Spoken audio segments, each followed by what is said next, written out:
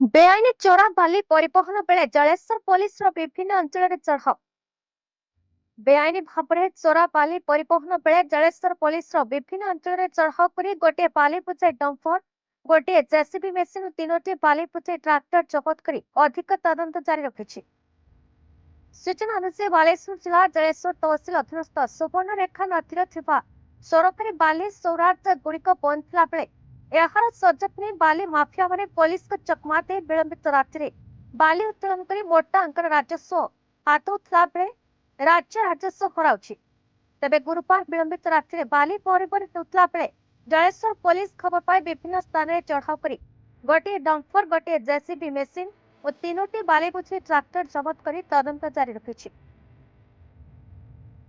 ଜଳେଶ୍ୱରରୁ ମନୋଜ କୁମାର ଭୂୟାଙ୍କ report, BE News Odisha.